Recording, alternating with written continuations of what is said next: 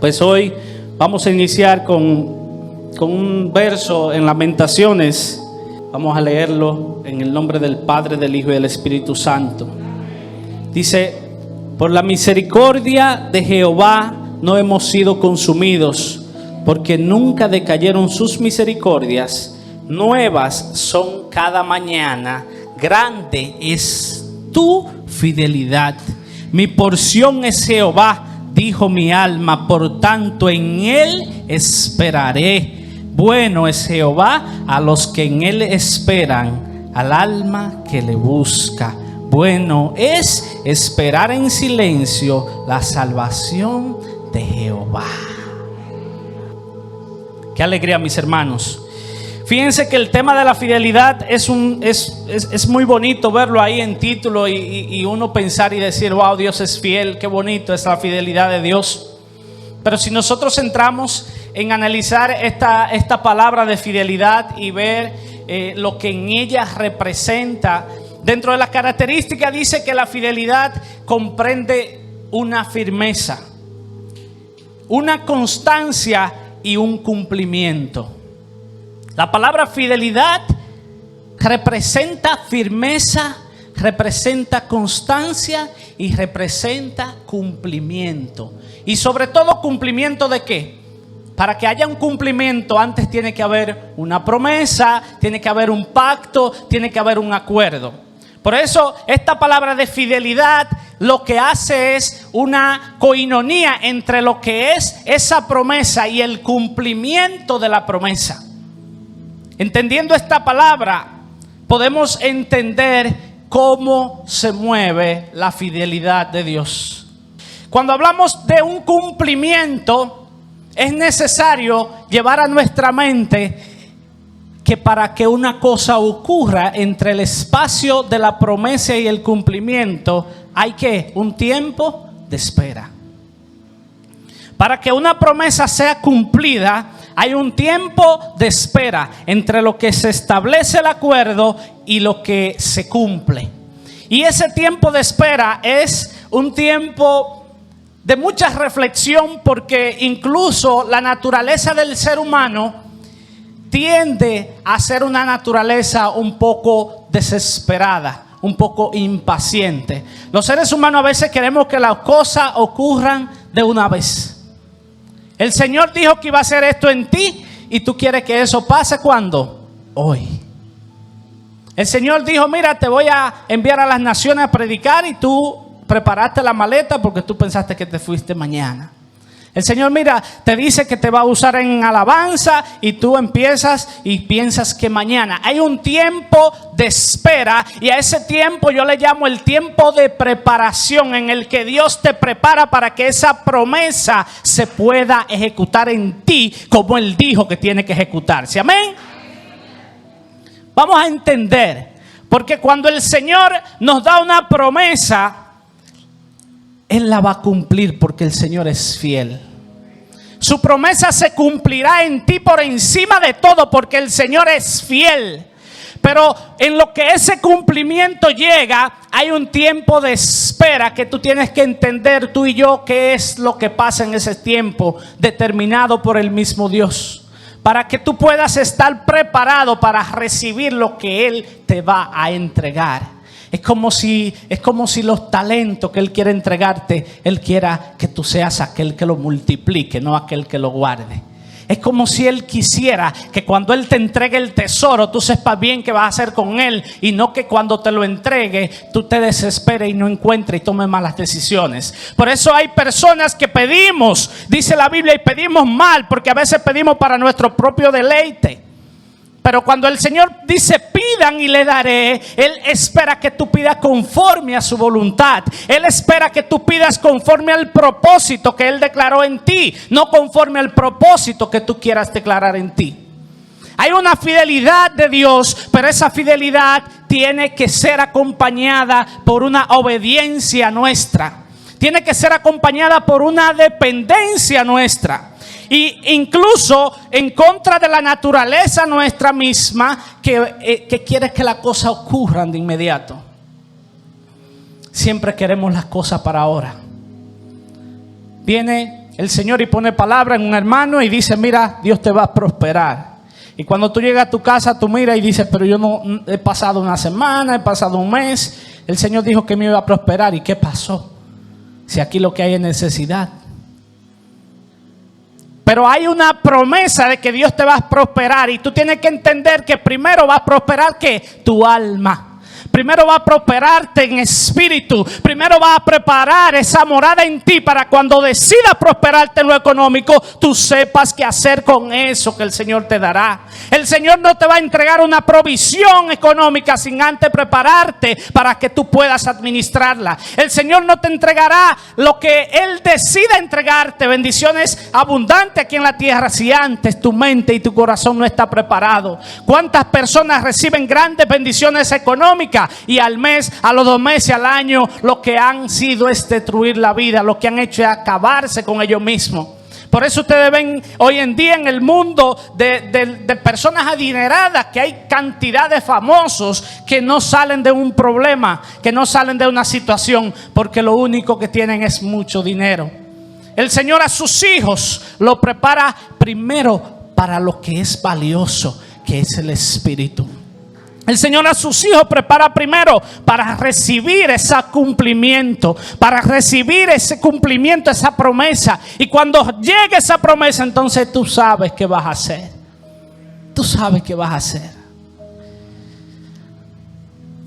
El Señor permitió que Pablo fuera tan agresivo persiguiendo a los cristianos y tan agresivo en lo que hacía antes de convertirse, porque esa agresividad era lo que él necesitaba convertir al evangelio. Esa agresividad de Pablo persiguiendo a los cristianos, el Señor dijo, ve, desarróllate ahí, persigue, priva en fuerte, porque así mismo es que yo quiero que tú seas cuando salga a llevar mi palabra, que no te limites a un lugar, que te muevas, que no importa lo que venga en contra, sino que te mantengas de pie. Por eso el Señor te va a preparar primero, incluso en los desiertos, en las dificultades, en los procesos difíciles. Ahí el Señor te prepara para que puedas recibir el cumplimiento. Si nos vamos un poquito atrás a ver lo que pasó allá en el pueblo de Israel, cuando el Señor prometió llevarlo a una tierra. Cuando el Señor le dice a Moisés, mira, saca a mi pueblo que les entregaré una tierra que fluye, ¿qué? Leche y miel. Es muy bueno usted decir, yo voy a salir de Egipto, yo voy a salir del problema y mañana voy a estar en la tierra que fluye leche y miel. Pero lo que tú y yo sabemos es que necesitamos prepararnos para recibir esa tierra. Es que necesitamos quitar lo que hay dentro para dar lugar a lo que el Señor quiere poner en ti.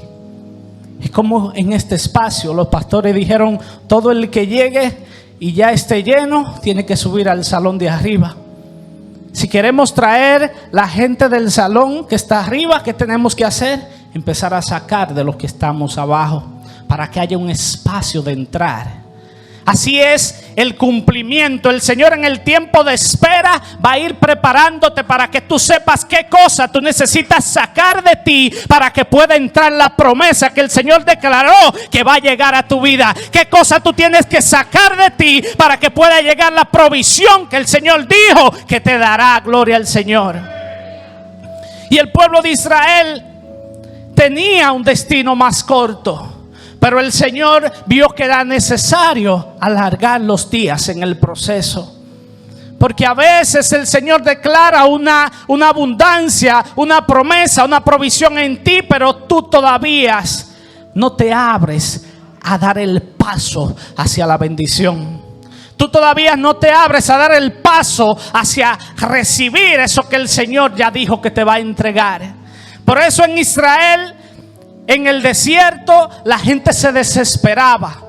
La gente se ponía incluso a cuestionar a Dios. La gente se ponía en contra de Él en momentos de desesperación, porque es justo lo que hace el ser humano cuando no tiene una dependencia del Altísimo. Nos desesperamos y empezamos a preguntar, ¿qué pasa? Que pedí esto y que no llega. ¿Qué pasa, Señor, que tengo tanto tiempo y no llega? Y te digo que eso no solo te pasa a ti, me pasa a mí. Es de mucho dolor para mí cuando yo oro por mis padres y no veo cumplirse en el tiempo que yo quiero la promesa. Yo no sé cuántos tienen todavía sus padres que andan fuera del evangelio, pero los míos todavía no deciden dar el paso y le predicamos y le hablamos. Y a veces yo quisiera con mi fuerza lograr que ocurra la promesa, porque tengo una promesa del Señor, y esa promesa yo sé que se cumplirá. Pero a veces yo quiero que se cumpla en el tiempo mío. A veces le digo: Señor, ya yo quisiera verlos, adorarte a ti, pero ¿sabes qué? No es en el tiempo mío, es en el tiempo de Él. Yo tengo que aprender a depender del Señor. Yo tengo que aprender a rendirme a Él y decirle: Padre, tengo la promesa, pero en el tiempo de espera, fórmame, prepárame, llévame al molde que tú quieres que yo sea para recibir esa promesa. Prepárame, Señor, quita lo que tengas que quitar y pon lo que haga falta para cuando llegue la promesa yo esté listo para recibirla. El Señor es fiel, mis hermanos. Y esta mañana, en donde ya estamos empezando de nuevo a congregarnos, el Señor sigue diciendo y gritándonos una vez y otra: yo estoy ahí, yo estoy contigo, no me he ido, no te he faltado, yo he estado ahí y seguiré estando hasta el fin de los tiempos, porque el Señor es fiel. ¿Quién lo cree?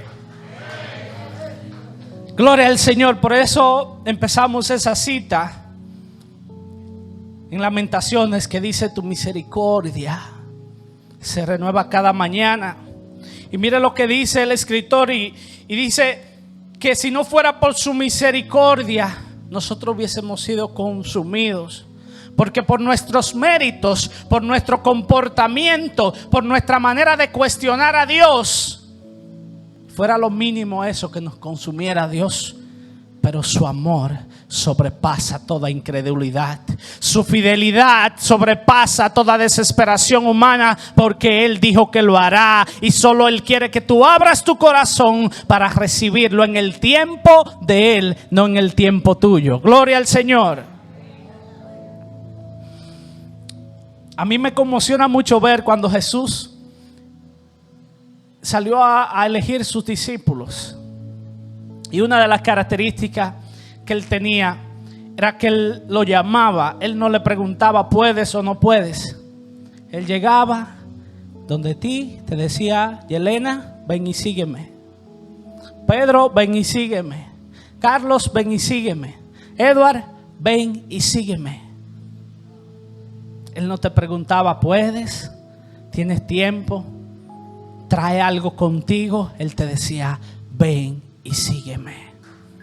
El que podía entender esta palabra, gloria al Señor, iba a descubrir que en Él había provisión. Podía entender que en Él había fidelidad, que no tenías que preocuparte por lo que ibas a comer o lo que ibas a vestir, porque Él es un Dios fiel. Y si Él te dijo que venga, es porque Él se encargará de todo lo que tú necesites. Es porque si Él te dijo ven, Él se encargará de caminar contigo. Él se encargará de suplir tus necesidades. Por eso Él le decía: ven y sígueme, de lo demás me encargo yo. Incluso cuando los enviaba a predicar, le decía: vayan y no se preocupen por estar llevando tantas cosas. Vayan ligeros. Mis hermanos, la fidelidad de Dios es tan inmensa que donde tú te mueves, ahí está Él. Y ya Él sabe dónde se mueve un siervo de Dios que necesita. Él dice: vayan porque yo voy a proveer. No te hará falta nada, porque el Señor moverá lo que tenga que mover para hacer que a ti te llegue lo que tiene que llegarte. Pero en su tiempo, Dios es fiel. Yo disfruto mucho ver las cosas de Dios. Ahora reciente a mí me movieron por un tema de trabajo. Y yo estoy hasta mañana trabajando en una ciudad. Ya no trabajo aquí, trabajo en otro pueblo. Y como donde voy tengo que llevar mi familia, Empiezo de una vez en ese pueblo a buscar un lugar para nosotros vivir. Y lo primero que hago es que me pongo en oración. Llego en la ciudad de Moca que estamos y empiezo a buscar casa, empiezo a buscar lugares. Incluso voy a una casa y cuando voy, la persona que me iba a rentar la casa es cristiano y empezamos a orar en la casa. Y yo dije, no, seguro que está en la casa porque el Señor me puso un cristiano y ya es una señal de que está ahí. Pero al final no fue. No encuentro casa y sigo orando y digo, Dios mío, empiezo a entrar en la desesperación humana. Y tú dices, pero ¿y qué es lo que pasa? Yo estoy seguro que el Señor va a obrar. Padre, yo estoy seguro que si tú me enviaste, tú me vas a buscar un lugar donde esté mi familia. Yo estoy seguro que tú abrirás la puerta y oro y busco y llamo y busco gente para que me ayude. Y ya me desesperé y al final me rendí. Señor, que se haga tu voluntad. No pasaron como 3 o 4 días cuando me llama el supervisor y me dice, espérate que te vamos a dar una oficina más grande en otro pueblo. No te mudes. No te mudes. Y mañana recibo una oficina más grande incluso que la que me dieron reciente. ¿Sabe por qué? Porque el propósito de Dios, Él lo tiene claro. Somos nosotros que tenemos que entender el propósito de Dios en nuestras vidas. Y te va a llegar un momento de desesperación. Te va a llegar un momento en el que te vas a sentir un poquito ansioso, pero en ese momento es que hay que aprender a desarrollar la dependencia y decir, Señor, si sé que todavía esta puerta no se ha abierto, es porque en tu voluntad está que no se abra. Si esta puerta no se ha cerrado, es porque en tu voluntad todavía no está que se cierre, porque dice tu palabra que si yo te pido, Señor, tú me darás. Si yo te pido, tú me darás. Pero recuerden que el Señor da conforme a lo que te conviene, gloria al Señor. Y si te conviene, el Señor abrirá. El Señor abrirá. Un día compartí con una pastora que se movió a una ciudad a abrir una obra. Y ella decía que una de las confirmaciones que el Señor le daba cuando iban a abrir una obra y ella buscaba un lugar, ella decía que cuando se abrían las puertas a favor, el Señor confirmaba. A veces nosotros queremos hacer las cosas con nuestra propia fuerza y no entendemos que hay un cumplimiento de Dios detrás de ti. Yo te invito en esta mañana a que tú le digas, Señor, lo que tú dijiste sobre mí, yo quiero caminar alineado a ese propósito. Yo quiero caminar alineado a ese cumplimiento, porque a veces el Señor te declara sobre ti una provisión, una promesa, pero tú andas totalmente desconectado del propósito de Dios. Y hay que pedirle, Señor, alíneame a tu propósito, que yo pueda moverme por donde tú entiendes que va el cumplimiento de tu promesa. Porque si tú le dices, Señor, yo quiero que tú dirijas mi vida, yo quiero que tú dirijas mi familia, yo quiero que tú dirijas mi negocio, yo quiero que tú dirijas la casa, entonces tienes que estar dispuesto a dejar que las decisiones no las tomes tú, sino que las tomes Él. Tienes que estar dispuesto a quitarte tú para que Él mueva tus planes. Tienes que estar dispuesto a menguar tú para que Él crezca en tu casa, en tu familia, en tu trabajo, en tu negocio. El Señor es fiel y hará cumplir cada una de sus palabras declaradas sobre ti en su tiempo. Y en lo que llega ese tiempo, vamos a aprender a depender de Él. Decirle, Señor, me deposito en ti, Padre. Me deposito en ti. Gloria al Señor. Bendito sea su nombre. En Mateo capítulo 28. Verso 20, dice el Señor: guarden todas estas cosas que he mandado, y he aquí yo estoy con ustedes todos los días hasta el fin. Todos los días hasta el fin. En número dice el Señor, no es hijo de hombre para mentir, ni hijo de hombre para arrepentirse. Lo que Él dijo que hará, se hará. Lo que Él dijo que prometió, lo cumplirá. Porque el Señor no es igual que tú, igual que yo. Cualquiera aquí te puede prometer y llevarte una decepción. Cualquiera aquí te puede decir, vamos a hacer algo, y no hacerlo, y tú entristecerte. Pero el Señor dijo, yo estoy contigo hasta el final. Y si dije que lo hará, lo haré. Prepárate, que si el Señor declaró sobre ti en su tiempo, Él cumplirá. Bendito sea su nombre. A veces nos preocupamos, y yo sé que de los humanos, yo también me preocupo por lo que va a pasar cada día, por nuestras provisiones, por nuestra familia, y el día a día del ser humano está tan lleno de preocupaciones. Y hay un verso en mismo Mateo 6, capítulo 6, 25, que el Señor nos da un ejemplo de dependencia. Nos hace un llamado a depender de Él. Dice: por tanto les digo, no se afanen por vuestra vida, qué habéis de comer o qué habéis de beber, ni por nuestro cuerpo qué habéis de vestir. ¿No es la vida más que el alimento y el cuerpo más que el vestido? Miren las aves del cielo, dice el Señor, que no siembran ni segan, ni recogen en graneros, y vuestro Padre celestial, ¿qué hace? Las alimenta. ¿No valen ustedes más que ella? Dice el Señor: ¿no vales tú más que esas aves? Que no se preocupan todos los días por estar afanando, no se preocupan por estar sembrando, y yo las alimento. Con esto el Señor no nos está diciendo: sé conformista, quédate en tu casa, no te levantes, no trabajes. No, el Señor lo que te está dando un mensaje de dependencia. Yo soy fiel y quiero que tú aprendas a depender de mí. Es lo que dice el Señor. Mira las aves del cielo, incluso los lirios del campo. Más adelante dicen que ni aún Salomón se vistió con tanta esplendidez. El Señor quiere que aprendamos a depender de Él.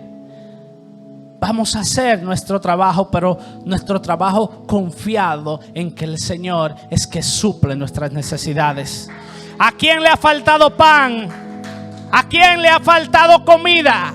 ¿A quién le ha faltado vestido? ¿Verdad que a nadie? Porque el Señor ha estado ahí y seguirá estando ahí en tu casa. No te preocupes cuando sientas que la harina está escaseando, cuando veas que el aceite está menguando. Recuerda que el Señor es el Rey de Reyes y Señor de Señores. Es aquel que suple y hace multiplicar el aceite y hace multiplicar la harina. Es aquel que declara: sobre tu despensa no habrá escasez. Es aquel que declara que sobre tu familia no habrá miseria. Dice la palabra que no ha visto un justo desamparado, ni a su simiente que mendigue pan. Por eso te digo, el Señor es fiel ayer, hoy y siempre, y su fidelidad es con nosotros día tras día. Dale un aplauso al Señor. Gloria a Él, bendito sea su nombre. Bendito sea el nombre del Señor.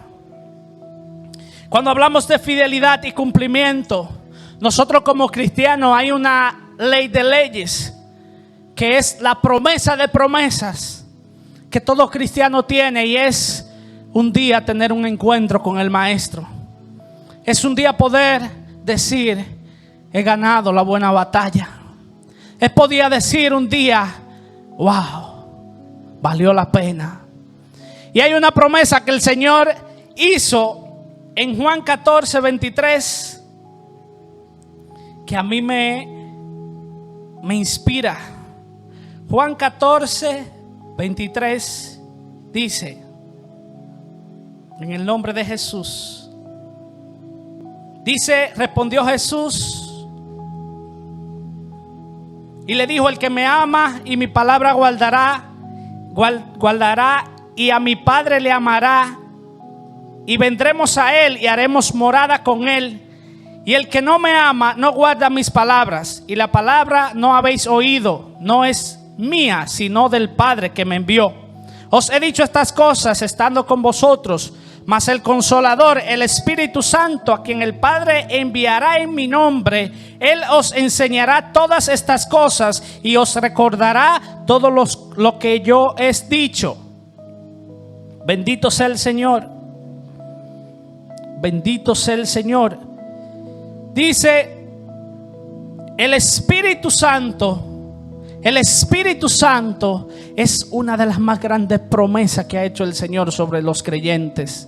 El Espíritu Santo es una de las promesas más grandes que el Señor hizo antes de resucitar. Y dijo: yo me voy, pero sobre ustedes vendrá ¿quién? El Consolador. Cuando hablamos del Espíritu Santo, hablamos de la presencia misma de Dios entre nosotros. Ya Él no va a venir en carne a sentarse ahí del lado tuyo y que tú puedas tocar y pasarle la mano por el pelo. Él va a venir ahora en espíritu y en verdad. Él va a venir ahora es como el viento que nos susurra, que nos acaricia. Así es Él. Y es una promesa tan grande que tenemos, que nosotros los cristianos ahora en este momento solo tenemos que abrir nuestro labio y decir: Señor, fluye en mí, y tú verás como la presencia de Él empieza a fluir. Yo creo que todo cristiano tiene que abrazar esta promesa para que ese cumplimiento de la presencia del Espíritu Santo pueda hacerse efectivo en ti. Una vez le dijo Pablo a Timoteo: aviva el fuego, aviva el fuego. Y cuando pensamos en esa palabra que Pablo le dice a Timoteo, aviva el fuego, lo que quiere decirnos a nosotros y a Timoteo y a todo aquel que está en el camino, que hay momentos en el que tenemos que anhelar que sea vivo ese fuego que habita en nosotros. Anhelar que ese soplo que el Señor depositó en nosotros sea vivo, tome fuerza en nosotros. ¿Sabes por qué? Porque la carne se mueve de una manera, pero el Espíritu se mueve de otra. Y cuando la carne está menguando, cuando tú estás desanimado, cuando tú no tienes ánimo para venir a la iglesia, la única cosa que puede hacer es avivar el fuego para que el Espíritu pueda levantarte, para que no te muevas en la carne, sino que te muevas en el Espíritu. Para eso no existe pastilla en donde usted va y se toma algo para energía. Para eso no existe una vitamina que usted se toma y toma energía. Para eso existe la promesa de que Él estará en ustedes para revelarle. Él estará en ustedes para avivarles. Él estará en ustedes para levantarlos. Y así dice el Señor: estaré con ustedes y mi Espíritu estará con ustedes todos los días del mundo. Bendito sea el Señor. Ya vamos terminando. Hay una historia que ustedes la saben y vamos a analizar en el Antiguo Testamento. Es la historia de Noé. Recuerden que el Señor hizo un pacto con Noé. Tuvo una conversación con Noé. Mira, Noé, quiero una cita contigo. Ven, hablemos. Y le dijo: estoy pensando exterminar los hombres de la tierra. Estoy pensando acabar con tanta maldad. Pero el Señor había hallado gracia en él. Y dice la palabra que le dijo: yo necesito que tú te prepares y que construyas ¿qué? Un arca. Un arca. Incluso la palabra dice en Génesis todas las características que tenía esta arca. Le dijo las medidas, le dijo los espacios, le dijo lo que tenía que hacer, cómo tenía que diseñarla, cómo tenía que preparar todo. Y el Señor dijo: yo quiero que tú construyas esa arca. Yo quiero preguntarles a cuántos, si el Señor viene ahora y le dice: empieza a construir una arca que voy a destruir el mundo con agua, ¿cuántos empiezan a hacer el arca? Sea sincero, nadie. Porque es muy fácil usted mirar y decir: ay, sí, Noé empezó a construir el arca. Usted sabe lo que es empezar a construir un arca donde ni llovía. Usted sabe lo que es usted tener una promesa de que se va a acabar todo en agua y usted no ver señales ni de nube. Pero Noé entendió que la fidelidad estaba por encima de toda incredulidad. Noé entendió que si el Rey de Reyes dijo que se hará, Él cumplirá lo que había dicho que se haría. Y él empezó a construir aquella arca. Y ustedes saben la historia. Pasaron 5 años, ¿verdad? Para que cayera el diluvio. 5. ¿Cuánto pasaron? 120. Más de 100 años. Ese era el tiempo de espera para que se cumpliera la promesa que el Señor había declarado. Pero fíjense que durante el tiempo de espera pudo haber impaciencia, pudo haber desesperación, pudo haber momentos incluso de cuestión en el que quizá el mismo Noé dijera: Señor, pero ¿cuándo va a ser?